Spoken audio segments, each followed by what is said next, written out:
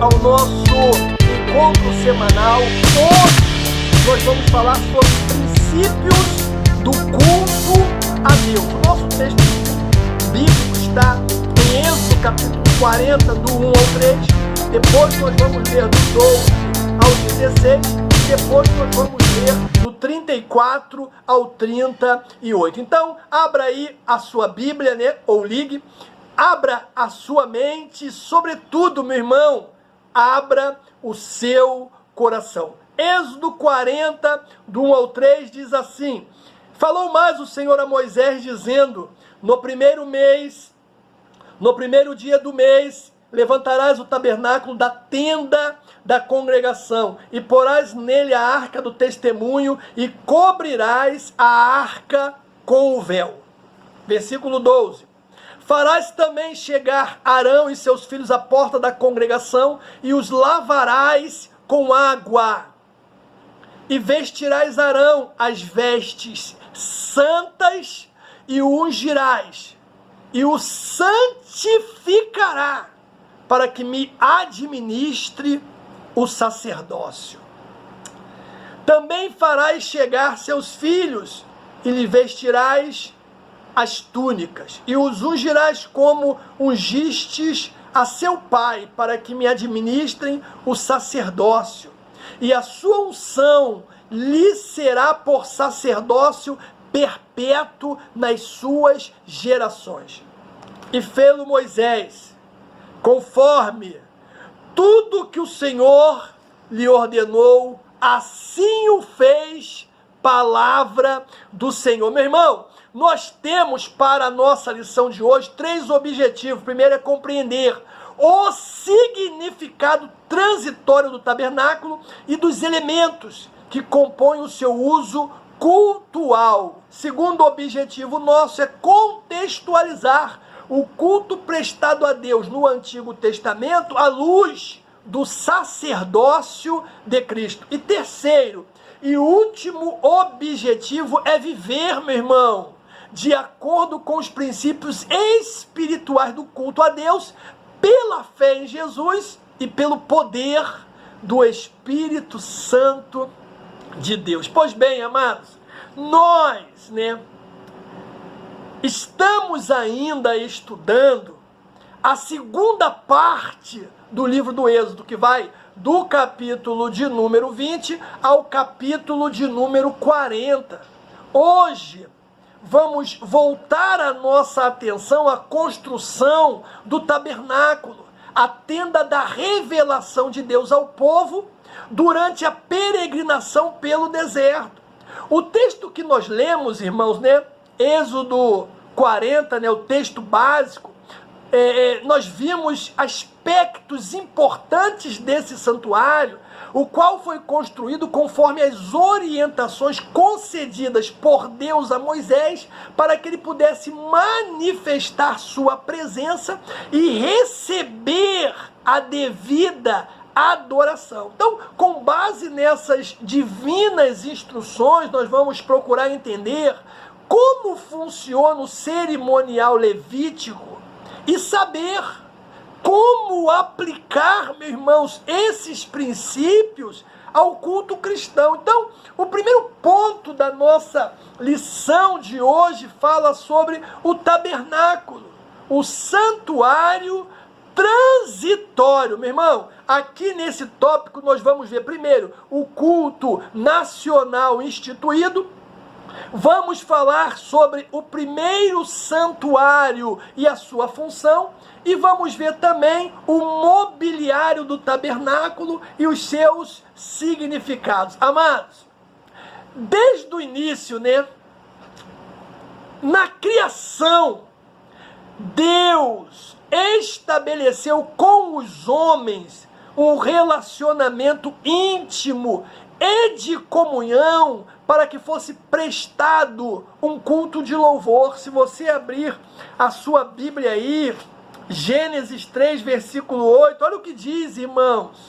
Olha o que diz: e ouviram a voz do Senhor, Deus, que passeava no jardim pela viração do dia, e escondeu-se Adão e a sua mulher da presença do Senhor Deus entre as árvores do jardim. Então está provado aqui, irmãos, que desde o início, né, na criação, Deus estabeleceu com os homens um relacionamento íntimo e de comunhão. Noé e seus descendentes, assim como o patriarca Abraão, né, Isaac e Jacó, mantinham viva essa relação cultual por meio de sacrifícios, né, prestados aonde? Em altares de pedra. Se você abrir a sua Bíblia em Gênesis 12:7, olha o que diz: e apareceu o Senhor a Abraão e disse: a tua semente darei esta terra. E edificou ali um altar ao Senhor que lhe aparecera. E o bacana desses textos, tanto lá em Gênesis 3:8, né, como aqui em Gênesis 12:7, é que não é o homem que se aproxima de Deus.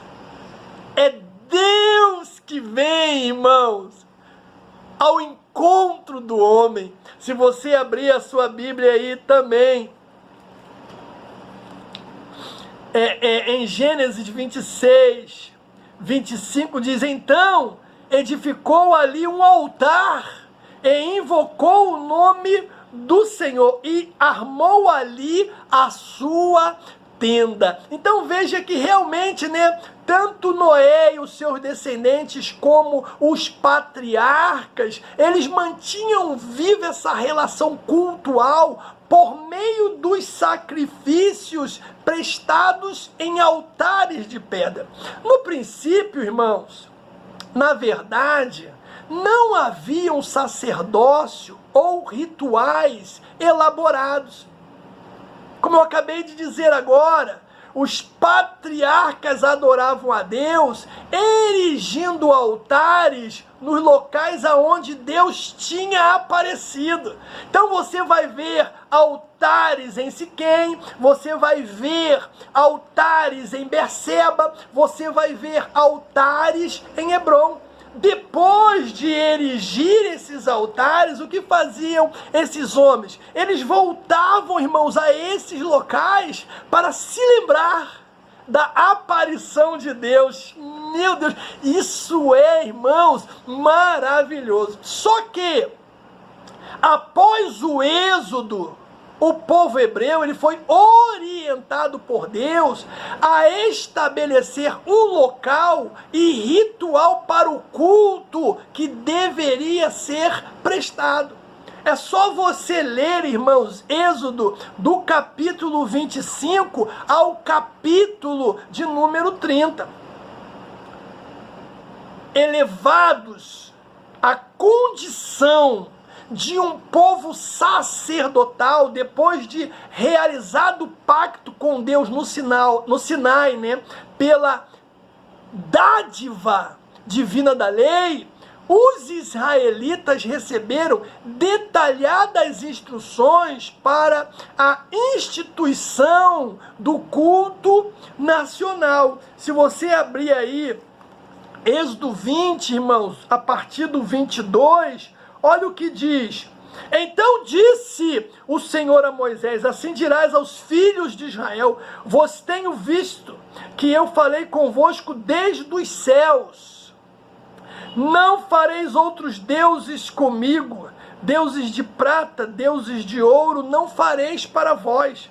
Um altar de terra me farás, e sobre ele sacrificarás os teus holocaustos, as tuas ofertas pacíficas, as tuas ovelhas, suas vacas, e todo lugar onde eu fizer celebrar a memória do meu nome. Virei a ti e te abençoarei. Ou seja, irmãos, depois que eles saem do êxodo, depois que eles são ali elevados à condição de um povo sacerdotal, aí o próprio Senhor, irmãos, faz questão de dar àquele povo instruções detalhadas para a instituição do culto nacional. Aí nós temos, nesse momento, né, o primeiro santuário e a sua função.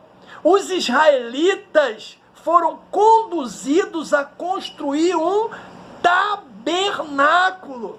Era uma espécie de tenda onde Deus pudesse se revelar e aonde Deus pudesse habitar. Isso está em Êxodo 25.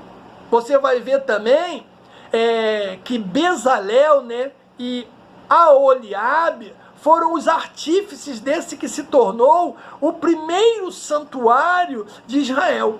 O padrão e o plano específico para a construção do tabernáculo, meu irmão, você vai encontrar aí no capítulo 25 a 31 e do 35 a 40 do livro do Êxodo. Se eu fosse você, eu dava uma paradinha no vídeo, fazia essa leitura. A função do tabernáculo era dar a Israel, irmãos, destaque visível e tangível da realidade, da presença contínua de Deus entre o seu povo na jornada diária. Ou seja, a função do tabernáculo era mostrar para o povo de Israel que Deus estava presente todos os dias com eles. Maravilhoso! Hoje, irmãos, permanece a viva ordenança, a adoração. A pergunta que nos cabe, portanto, é a seguinte: temos valorizado como igreja o caráter distintivo do santuário, local onde cultuamos juntos o nosso Criador? Você tem, meu irmão, valorizado como igreja o local que Deus escolheu para ser adorado? Você tem valorizado esse local? O tabernáculo foi durante anos de peregrinação, irmãos, a morada de Deus com o seu povo. Ali, o Todo-Poderoso, ele se revelou. Ali, meu irmão, o Todo-Poderoso habitou. E foi ali que o Todo-Poderoso, ele recebeu a devida adoração. Se você abrir a sua Bíblia aí, ó, Êxodo 40, 34 e 35, olha o que diz, irmãos. Então a nuvem cobriu a tenda da congregação, e a glória do Senhor encheu o tabernáculo, de maneira que Moisés não podia entrar na tenda da congregação, porquanto a nuvem ficava sobre ela, e a glória do Senhor enchia o tabernáculo. Meu Deus do céu, amados! Esse santuário simbolizava, né, a verdade de que lugares secos e áridos enche-se de vida com a presença de Deus entre o seu povo. Olha o que diz o Salmo 58:11. Então dirá o homem: deveras há uma recompensa para o justo, deveras há um Deus que julga a terra. Agora pula aí 2 Timóteo 1, versículo 10, e que manifesta agora, pela aparição do nosso Senhor e Salvador Jesus Cristo, o qual aboliu a morte e trouxe luz à vida e a incorrupção pelo Evangelho. Então, irmãos, o santuário, eu quero que você guarde isso, sabe? Simbolizava a verdade de que lugares secos e áridos enche-se de vida com a presença de Deus entre o seu povo. Aí nós temos o quê? o mobiliário do tabernáculo e as suas funções, irmãos. Os elementos moldados especialmente para o santuário destacam a importância dada por Deus, o divino arquiteto, às artes e o grande amor de Deus pelo seu povo. Isso pode ser visto, justamente no significado de cada um desses itens, irmãos. Olha o que diz o Salmo 84, do 1 ao 12. Esse salmo, irmãos, ele é maravilhoso. Quão amáveis são os teus tabernáculos, Senhor dos exércitos. Aí o cara não quer que eu diga que a igreja, ela é, na verdade, irmãos, é um quartel. Se o salmista está dizendo que o Senhor, ele é Senhor dos exércitos, nós somos o quê? Soldados desse quartel, pô. É simples assim. Então ele continua. A minha alma está anelante, desfalece pelos átrios do Senhor. O meu coração e a minha carne clamam pelo Deus vivo. Até o pardal encontrou casa, a andorinha ninho para si, para a sua prole. Junto dos teus altares, Senhor dos exércitos, Rei meu, Deus meu, bem-aventurados os que habitam em tua casa, louvar-te-ão continuamente. Bem-aventurado o homem cuja força está em ti, cujo coração estão os caminhos aplanados, o qual, passando pelo vale de Baca, faz dele uma fonte. A chuva também enche os tanques, vão indo de força em força. Cada um deles em Sião aparece perante Deus. Senhor, Deus dos exércitos, escuta a minha oração, inclina os ouvidos, ó Deus de Jacó. Olha, ó Deus, escudo nosso, e contempla o rosto do teu ungido, porque vale mais um dia nos teus átrios do que em outra parte 1000. Preferiria estar à porta da casa do meu Deus a habitar na tenda da impiedade, porque o Senhor Deus é um sol, é escudo. O Senhor da graça e glória não negará bem algum aos que andam na retidão. Senhor dos exércitos, bem-aventurado o homem que em ti põe a sua confiança. Meu irmão, o mobiliário do tabernáculo era composto pelos seguintes itens. Vamos lá. Primeiro, a arca da aliança, que simbolizava o quê? O pacto, meu irmão, entre Deus e os homens, inaugurado pelo sacrifício expiatório e representa Cristo, o nosso sacrifício. Hebreus capítulo 9. A mesa, que simbolizava o quê? O sustento espiritual daquele que se alimenta do pão vivo que desceu dos céus. Quem é o pão vivo, meu irmão, que desceu dos céus? Jesus Cristo. Aí nós temos também o castiçal, que simboliza o Espírito Santo por sua iluminação. Mas também vai lembrar de quem? De Jesus, porque Jesus é a luz do mundo. Aí nós temos o altar do holocausto, meu irmão. Isso já está em Êxodo capítulo 27, que simboliza o quê? O plano maior de Deus em relação à humanidade. Isto é, o sacrifício por meio do qual o homem arrependido, meu irmão, alcança a remissão dos seus pecados e é salvo. Olha Hebreus capítulo de número 9. Aí nós temos a pia de cobre, Êxodo 30, que simboliza o quê?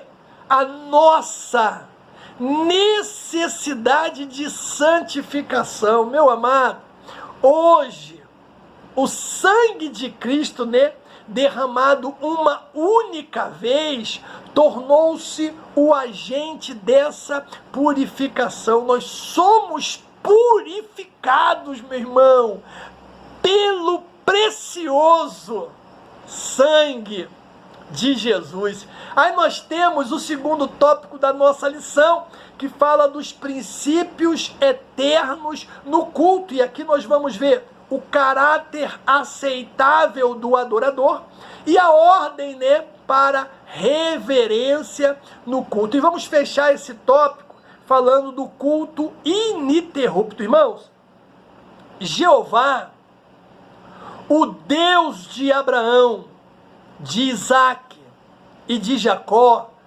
deve ser o centro do culto, meu irmão.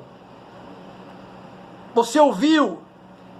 Jeová, o Deus de Abraão, de Isaac e de Jacó, deve ser o centro do culto, é claro, né? Do culto que se propõe autêntico, porque só Ele é digno do louvor e da adoração.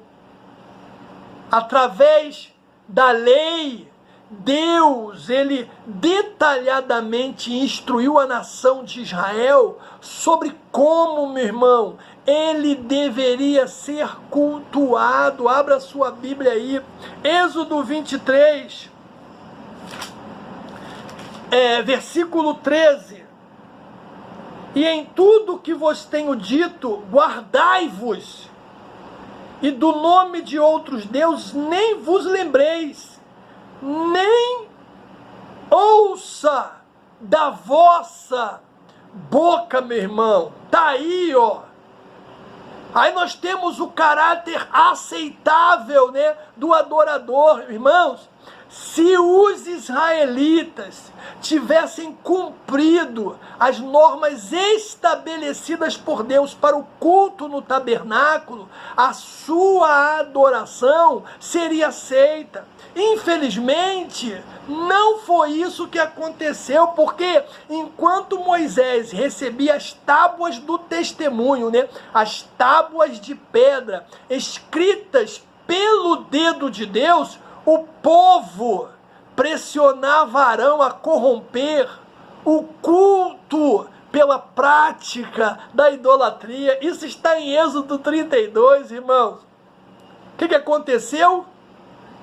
Tornou o culto obstinado e reprovável aos olhos do Senhor. Sabe o que isso me ensina, meu amado? É que Deus, Ele conhece, meu irmão, os segredos mais profundos do nosso coração, como diz o salmista no Salmo 139, versículo 1.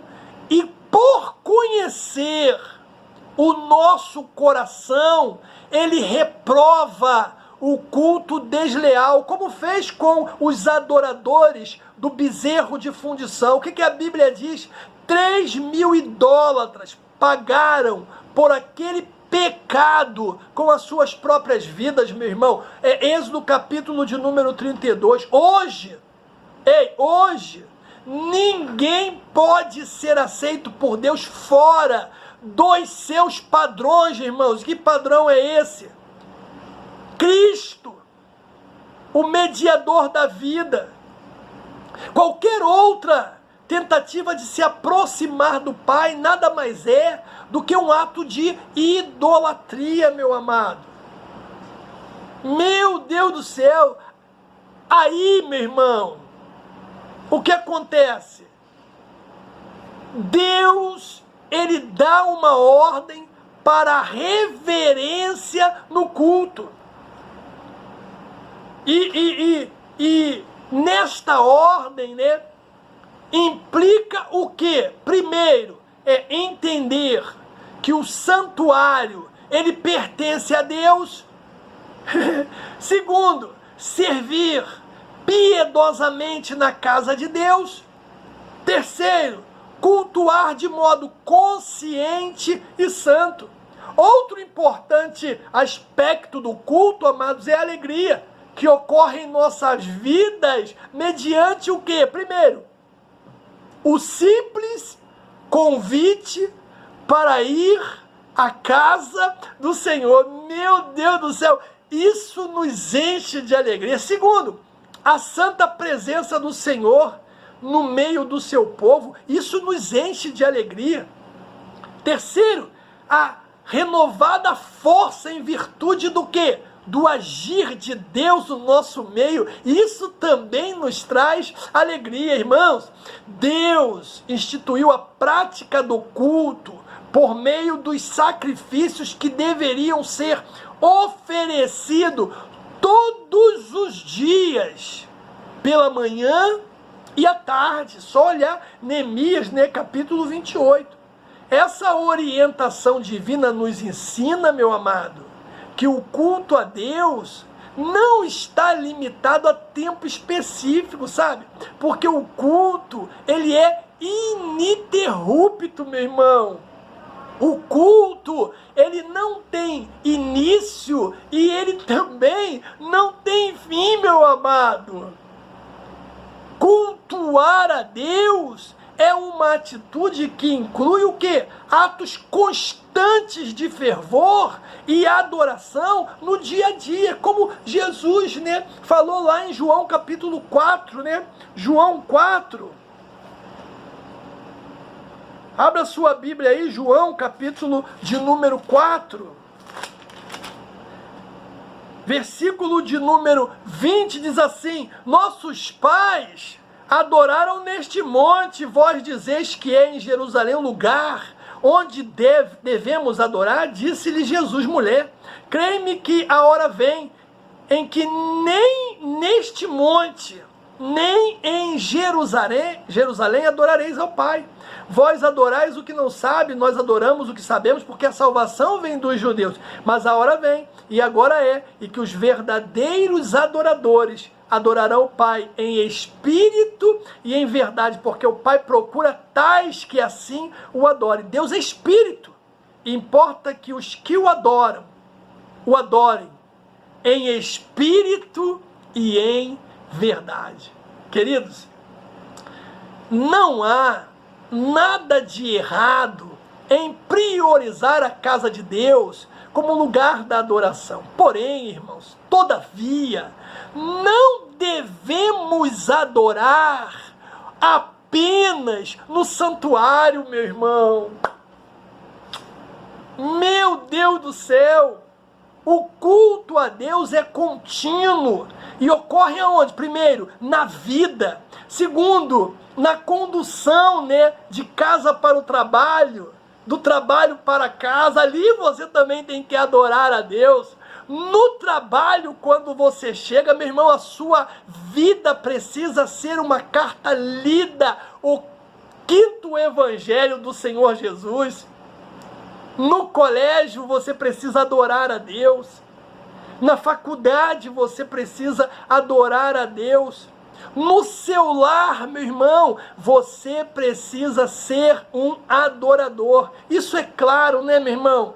Sempre que as nossas escolhas e atitudes forem dignas do nome que desejamos cultuar. Que diz a palavra do Senhor, Efésios 4:1, rogo-vos, pois eu preso no Senhor, que andeis como é digno da vocação a que fostes chamados. Que diz 2 de Pedro, meu irmão, 1:10, portanto, irmãos, procurai fazer cada vez mais firme a vossa vocação e eleição, porque fazendo isso, nunca, jamais tropeçareis. Aleluia. Aí nós temos o terceiro tópico da nossa lição, que fala nunca de mãos vazias. E aqui nós vamos falar sobre o holocausto, sobre a oferta pacífica. Meu irmão, no Pentateuco, aprendemos que Israel não deve se apresentar ao Senhor de mãos vazias. Pelo contrário, o ato de ofertar precisa fazer parte do culto oferecido a Deus, meu amado. todas as ofertas provêm da onde? Do Senhor, são dádivas. Assim, o adorador deve ofertar a Deus movido por uma profunda gratidão pelas bênçãos recebidas, o produto da terra, a fonte de renda, a própria vida, a inteligência, os talentos. As principais ofertas ao Senhor eram o holocausto, né? As ofertas de cereais ou manjares, e também, né, as ofertas, elas revelam princípios sobre como cultuar a Deus. Então, eu quero começar falando, irmãos, do que? Do holocausto. Era conhecida como oferta queimada, porque o cordeiro era totalmente consumido no altar de bronze. Esse sacrifício tipificava a dedicação integral a Deus, em que o adorador ele reconhece, amado, a santidade do Senhor e busca o quê? Consagrar-se para cultuar. É o que Paulo fala em Romanos 12, né? 1 e 2. Aqueles que confessam amar a Deus trazem holocaustos e sacrifícios, meu irmão. Contudo, o mais importante não é confessarmos que amamos o Altíssimo, mas sim nós o amarmos de tal forma que nos leve a obedecer e amar o nosso semelhante. Aí nós temos a oferta de cereais, né? E os manjares, né? Os ingredientes dessa oferta era azeite, era incenso. E nela aprendemos, irmãos, a necessidade de mostrar gratidão a Deus durante a adoração que nós lhe prestamos. O cristão agradecido, ele derrama a sua alma diante de Deus por sua vida, por sua salvação, sabe? Por sua vitória, pelas bênçãos alcançadas. Aí nós temos a oferta pacífica. Essa é uma oferta de louvor, de exaltação a Deus por sua obra de salvação. Os Salmos, né, 78:4 e 79:13 ensinam o dever, meu irmão, de instruir as novas gerações com louvor que testificam a força e as maravilhas de Deus. Simboliza o príncipe da paz, né, Jesus, cuja obra faz o quê, meu irmão? Nos alegra, nos tranquiliza. A paz é uma das características da igreja autêntica, porque simboliza a restauração da comunhão com Deus e com os seus semelhantes. Desse modo, meu irmão, essa oferta ela declara a necessidade de seguirmos a paz com todos os nossos irmãos, porque no culto a Deus não pode haver confusão e nem guerra. Devemos sempre estar em harmonia espiritual, como diz Paulo, né, escrevendo a sua primeira carta aos Coríntios, capítulo 14, versículo 33. Em todos os que creem, encontram-se expiados pela oferta de Cristo na cruz, meu irmão, como diz 1 de Pedro, né, 2:24. Então, por meio de Cristo, meu amado, somos justificados e podemos entrar na presença de Deus. Ele é o Cordeiro que tira o pecado do mundo, por meio do qual, meu amado, os pecadores podem se aproximar do Pai para adorá-lo.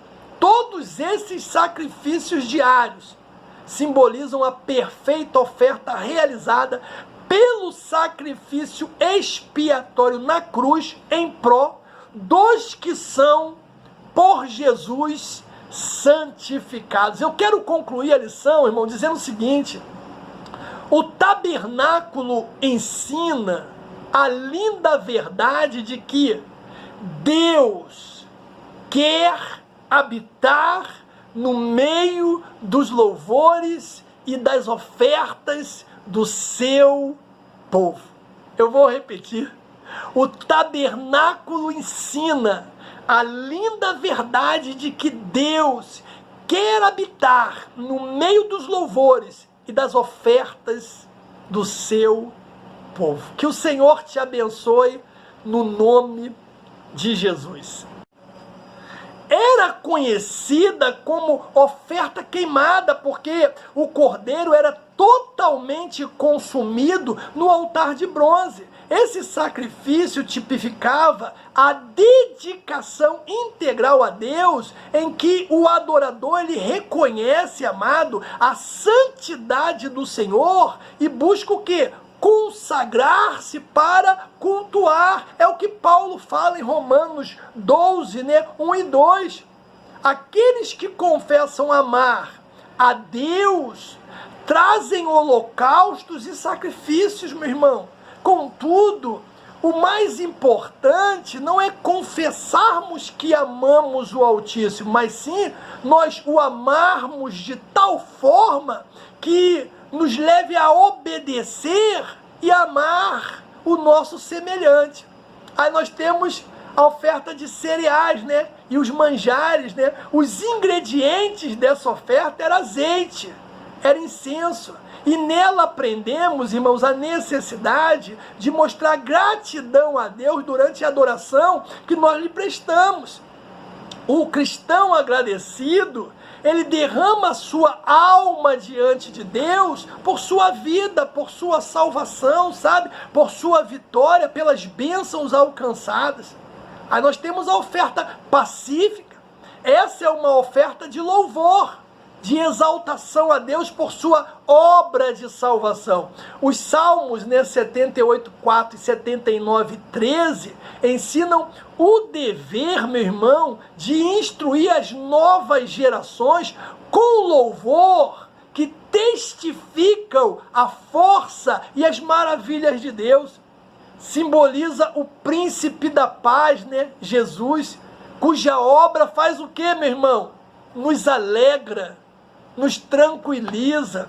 A paz é uma das características da igreja autêntica, porque simboliza a restauração da comunhão com Deus e com os seus semelhantes.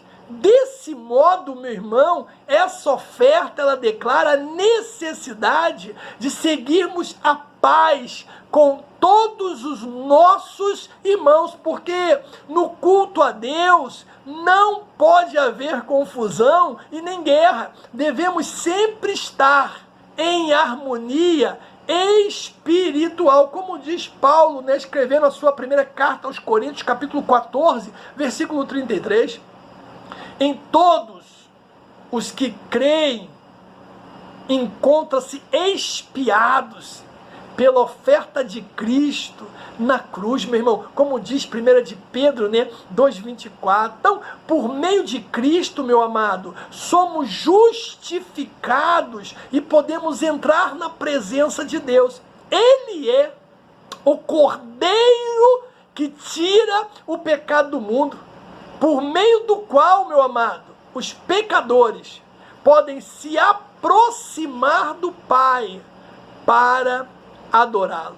Todos esses sacrifícios diários simbolizam a perfeita oferta realizada pelo sacrifício expiatório na cruz em pró dos que são, por Jesus, santificados. Eu quero concluir a lição, irmão, dizendo o seguinte: o tabernáculo ensina a linda verdade de que Deus quer habitar no meio dos louvores e das ofertas do seu povo.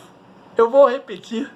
O tabernáculo ensina a linda verdade de que Deus quer habitar no meio dos louvores e das ofertas do seu povo. Que o Senhor te abençoe no nome de Jesus.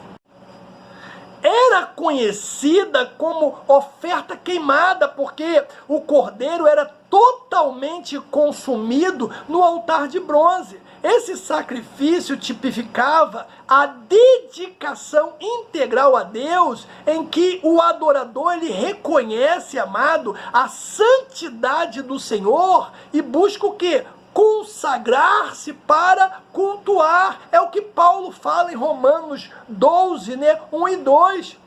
Aqueles que confessam amar a Deus trazem holocaustos e sacrifícios, meu irmão. Contudo, o mais importante não é confessarmos que amamos o Altíssimo, mas sim nós o amarmos de tal forma que nos leve a obedecer e amar o nosso semelhante. Aí nós temos a oferta de cereais, e os manjares, Os ingredientes dessa oferta era azeite, era incenso. E nela aprendemos, irmãos, a necessidade de mostrar gratidão a Deus durante a adoração que nós lhe prestamos. O cristão agradecido, ele derrama a sua alma diante de Deus por sua vida, por sua salvação, por sua vitória, pelas bênçãos alcançadas. Aí nós temos a oferta pacífica. Essa é uma oferta de louvor, de exaltação a Deus por sua obra de salvação. Os Salmos 78:4 e 79:13 ensinam o dever, meu irmão, de instruir as novas gerações com louvor que testificam a força e as maravilhas de Deus. Simboliza o príncipe da paz, Jesus, cuja obra faz o quê, meu irmão? Nos alegra, nos tranquiliza. A paz é uma das características da igreja autêntica, porque simboliza a restauração da comunhão com Deus e com os seus semelhantes. Desse modo, meu irmão, essa oferta ela declara a necessidade de seguirmos a paz com todos os nossos irmãos, porque no culto a Deus não pode haver confusão e nem guerra. Devemos sempre estar em harmonia espiritual, como diz Paulo, escrevendo a sua primeira carta aos Coríntios, capítulo 14, versículo 33. Em todos os que creem, encontram-se expiados pela oferta de Cristo na cruz, meu irmão, como diz 1 de Pedro, 2:24. Então, por meio de Cristo, meu amado, somos justificados e podemos entrar na presença de Deus. Ele é o Cordeiro que tira o pecado do mundo, por meio do qual, meu amado, os pecadores podem se aproximar do Pai para adorá-lo. Todos esses sacrifícios diários simbolizam a perfeita oferta realizada pelo sacrifício expiatório na cruz em pró dos que são, por Jesus, santificados. Eu quero concluir a lição, irmão, dizendo o seguinte: o tabernáculo ensina a linda verdade de que Deus quer habitar no meio dos louvores e das ofertas do seu povo. Eu vou repetir. O tabernáculo ensina a linda verdade de que Deus quer habitar no meio dos louvores e das ofertas do seu povo. Que o Senhor te abençoe no nome de Jesus.